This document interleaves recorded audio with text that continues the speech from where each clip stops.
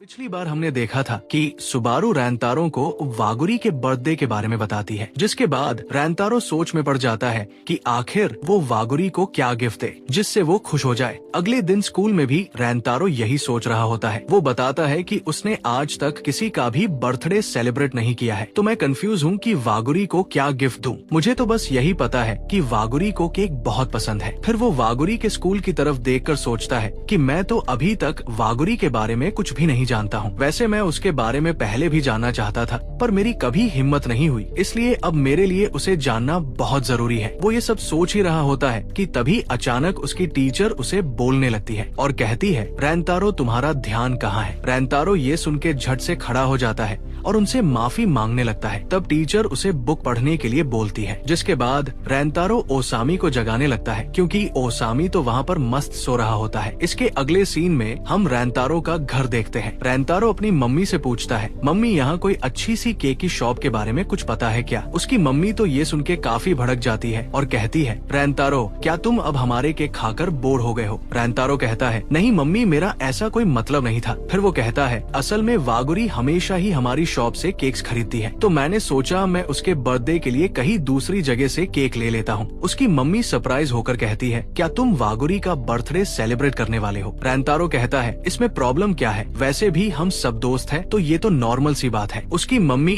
ये सुन के थोड़ी हैरान होती है, बट फिर थोड़ा खुश होने लगती है। फिर रैंतारो पूछता है, तो क्या आप कोई अच्छी केक की शॉप के बारे में जानती हो? इसके बाद उसकी मम्मी थोड़ा सोचती है और कहती है, रैंतारो क्यों ना तुम केक खुद बनाओ। रैंतारो ये सुन के कहता है, नहीं ये तो एकदम इम्पॉसिबल है, वैसे भी मैंने आज तक कभी कोई केक नहीं बनाया है। उसकी मम्मी कहती है, बट तुम मेरी किचन में तो काफी हेल्प करते हो, तो मुझे लगता है तुम केक बना लोगे। रैंतारो कहता है, मम्मी मैं तो आपकी बस थोड़ी बहुत हेल्प करता हूँ, मैं केक कैसे बना सकता हूँ? उसकी मम्मी कहती है, ठीक है तो फिर तुम अपने पापा से केक बनाना सीखो और साथ में केक बनाओ। रैंतारो कहता है, बट मुझे लगता है पापा काफी बिजी होंगे। तभी वो कुछ आवाज सुनते हैं। फिर वो देखते हैं कि रैंतारो के पापा वहाँ पर थकान की वजह से गिर गए थे। इसके बाद रैंतारो खाना खाते हुए कहता है कि मुझे पापा के लिए बहुत बुरा लग रहा है, वो हमेशा थके हुए रहते हैं और अच्छे से सोते भी नहीं है। उसकी मम्मी कहती है, तुम चिंता मत करो, वैसे भी तुम्हारे पापा ने अपनी लाइफ खुद चुनी है, तो वो एकदम ठीक है। मतलब कि केक शॉप खोलने का फैसला तुम्हारे पापा का ही था, तो अब मुश्किलें तो होगी ही। फिर उसकी मम्मी उसे बताती है कि उस दिन जब तुम अपने दोस्तों को यहाँ लेकर आए थे, उस दिन तुम्हारे पापा ने ही वो केक बनाया था और वो ऐसा करके काफी खुश थे। उस दिन वो काफी थक गए थे,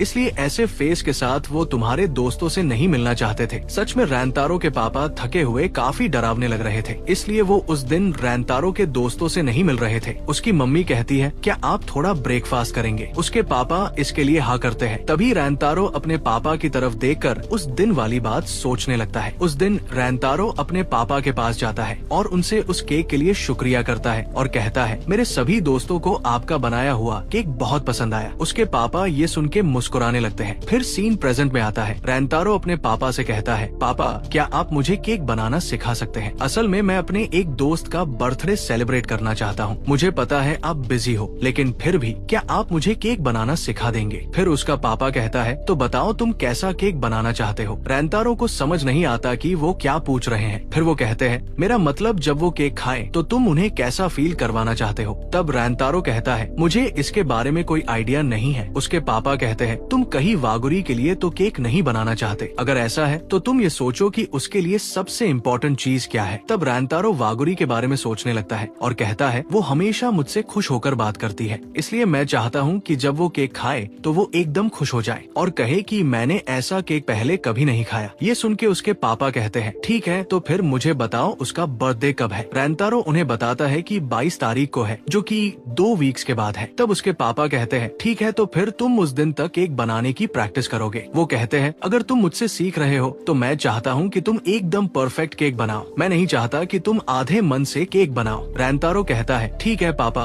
मैं सब समझ गया। फिर इसके बाद वो लोग किचन में चले जाते हैं। उसकी मम्मी ये सब देखकर काफी खुश होती है। इसके बाद रैंतारो केक बनाना सीखने लग जाता है। वो उसके लिए काफी मेहनत करता है। हम देखते हैं कि रैंतारो पूरी रात केक के लिए मेहनत करता है और फिर क्लास टाइम में अपनी नींद पूरी करता है और घर पर वो फिर से केक बनाने की प्रैक्टिस करता है। उसकी मम्मी उसे मेहनत करते हुए देख काफी खुश होती है। इसके बाद हम देखते हैं कि रैंतारो की हालत काफी खराब होती है। उसके दोस्त उससे पूछते हैं कि आखिर तुम्हें क्या हुआ है, क्या तुम ठीक हो? रैंतारो की हालत काफी खराब होती है। साकू कहता है, इसके बाद हमारी फिजिकल की क्लास है तो मुझे नहीं लगता तुम उस हालत में हो। रैंतारो कहता है, नहीं मैं एकदम ठीक हूँ, तुम चिंता मत करो। अयातो भी कहता है, तुम काफी थके हुए लग रहे हो, कुछ हुआ है तो हमें बता सकते हो। तब रैंतारो उन्हें बताता है कि वो केक बनाना सीख रहा है। ये सुन के तीनों शॉक हो जाते हैं और ओसामी तो भाई खुश होते हुए कहता है, रैंतारो मैं तुम्हारा बनाया हुआ केक खाना चाहता हूँ। रैंतारो कहता है, सॉरी दोस्त बट अभी तो ये पॉसिबल नहीं है। ठीक है तो मैं अभी अपना मुंह धोने जा रहा हूँ। जिसके बाद वो जाने लगता है। उसके दोस्त कहते हैं, सच में रैंतारो काफी मेहनत कर रहा है। तभी हम देखते हैं कि रैंतारो गेट से टकरा जाता है। सच में यार ये सीन काफी फनी होता है। इसके बाद फाइनली हम वागुरी को देखते हैं जो बोट साफ कर रही होती है। तभी उसकी एक दोस्त कहती है, वागुरी नेक्स्ट वीक तुम्हारा बर्थडे है तो हम ये सेलिब्रेट करना चाहते हैं। वागुरी कहती है, क्या तुम सच कह रहे हो? तब वो लोग कहते हैं, हाँ बिल्कुल,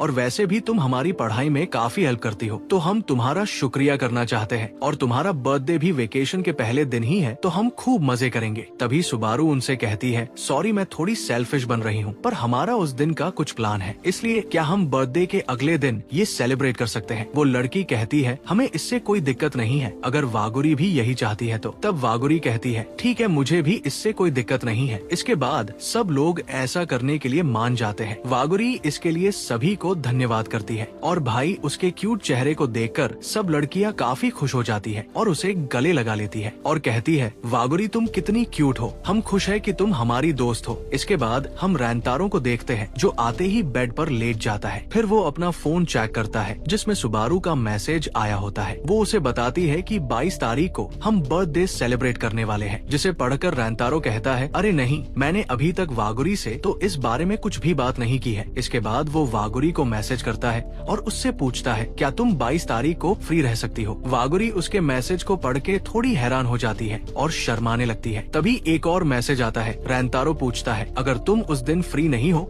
तो अगला दिन भी चलेगा। वागुरी फिर घबराते हुए मैसेज करती है, नहीं मैं उस दिन एकदम फ्री हूँ। रैंतारो भी ये जानकर खुश हो जाता है। वही वागुरी सोचने लगती है, आखिर रैंतारो ने मुझे फ्री रहने के लिए क्यों पूछा? कहीं वो कुछ सरप्राइज तो प्लान नहीं कर रहा? फिर वो कहती है, नहीं मुझे इतना सब नहीं सोचना चाहिए, और वैसे भी मुझे नहीं लगता कि उसे मेरे बर्थडे के बारे में कुछ पता होगा। फिर वो सुबारू को फोन करती है। सुबारू उसकी आवाज सुन के पूछती है, क्या तुम्हें रैंतारो ने कुछ मैसेज किया था? वागुरी शर्माते हुए कहती है, कहीं तुमने उसे कुछ बताया तो नहीं? सुबारू कहती है, माफ करना बट मैंने उसे तुम्हारे बर्थडे के बारे में सब बता दिया, और वैसे मुझे पता है तुम बहुत खुश हो। वागुरी कहती है, हाँ खुश तो मैं हूँ, बट सुबारू आखिर तुमने उसे बर्थडे के बारे में क्यों बताया? तब सुबारू कहती है, मैं तो बस ये चाहती हूँ कि तुम जिस इंसान को पसंद करती हो उसके साथ टाइम स्पेंड करो। ये सुन के वागुरी उसे थैंक्स करती है। इसके बाद हम देखते हैं कि वागुरी बहुत ज्यादा शर्मा रही होती है और कहती है, सच में मैं रैंतारो को अपने बर्थडे वाले दिन देख पाऊंगी, मुझसे तो अब बिल्कुल भी इंतजार नहीं हो रहा। फिर वो कहती है, आखिर मुझे उस दिन कौन सी ड्रेस पहननी चाहिए? फिर फाइनली वो दिन आ जाता है जिसका हम सभी लोग बेसब्री से इंतजार कर रहे थे। फिर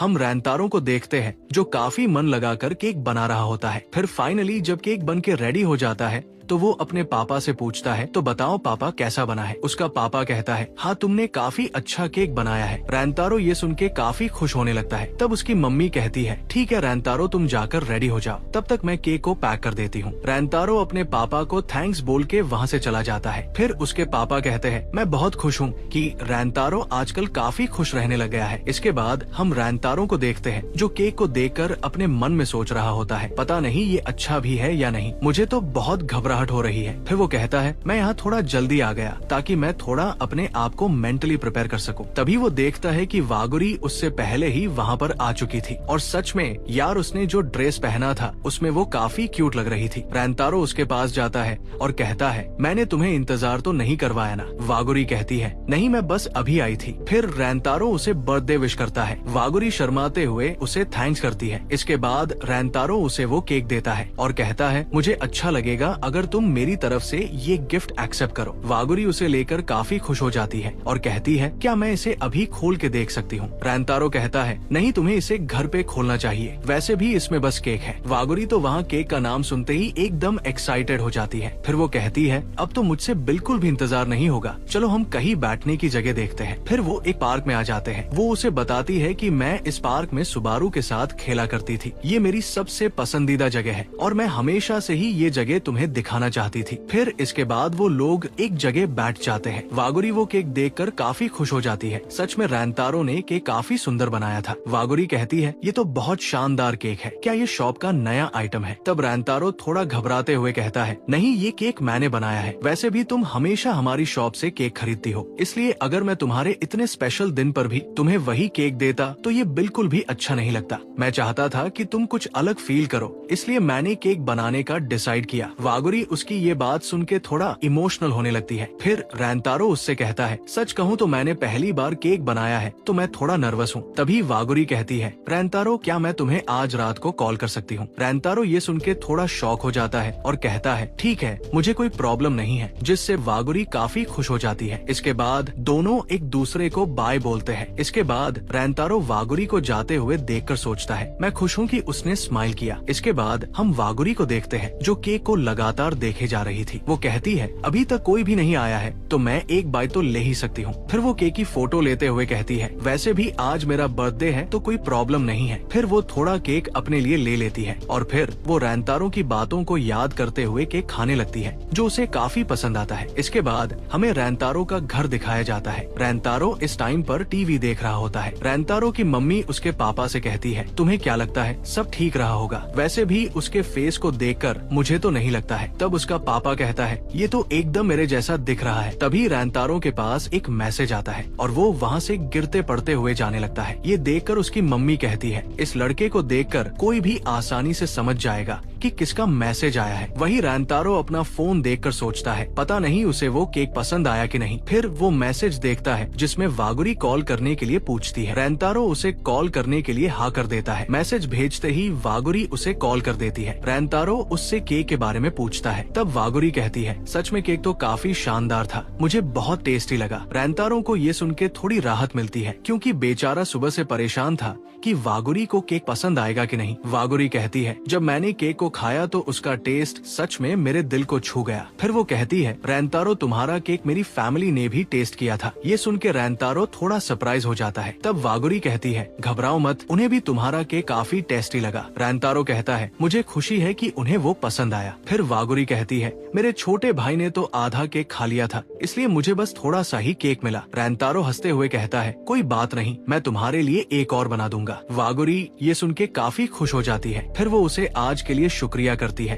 और कहती है, आज का मेरा ये दिन सबसे शानदार दिन था, मैं इसे हमेशा याद रखूंगी। फिर वो उसे गुड नाइट बोल के कॉल कट कर देती है। इसके बाद रैंतारो काफी एक्साइटेड होते हुए अपने पापा से कहता है, पापा, उसे केक बहुत पसंद आया। उसकी मम्मी ये सुन के काफी खुश हो जाती है। इसके बाद रैंतारो दोनों से कहता है, मैं इस समर वेकेशन आप लोगों की शॉप में हेल्प करना चाहता हूँ, ताकि मैं उसके लिए जब दूसरा केक बनाऊं तो वो और भी शानदार हो। तब उसका पापा कहता है, ठीक है, तो फिर तुम डेली शॉप में हेल्प करोगे और इस बार मैं तुमसे और भी ज्यादा मेहनत करवाने वाला हूँ। ये सुन के तो रैंतारो का होश उड़ जाता है, क्योंकि पिछली बार का हाल तो हम सब जानते ही हैं। तभी उसकी मम्मी उन्हें ऐसा करने से मना कर देती है। तब वो कहते हैं, अरे मैं तो बस मजाक कर रहा था। इसके बाद रैंतारो की मम्मी कहती है, रैंतारो, तुम्हें अपने दोस्तों के साथ मस्ती करनी चाहिए, शॉप का काम तो तुम बाद में भी कर सकते हो, तुम्हें सबसे पहले अपना समर वेकेशन एंजॉय करना चाहिए। वैसे भी ये तुम्हारा घर है तो तुम जब चाहे तब शॉप में हेल्प कर सकते हो। ये सुन के रैंतारो काफी जोश में कहता है, ठीक है, तो फिर मैं डेली शॉप में हेल्प करूंगा